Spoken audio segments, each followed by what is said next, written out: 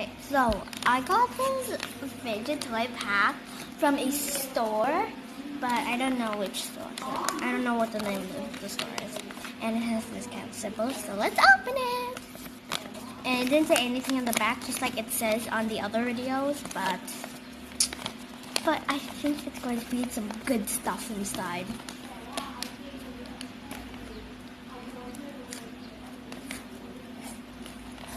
I'm so excited. Oh my god, the sounds. Okay, I will put it in the trash can. Okay.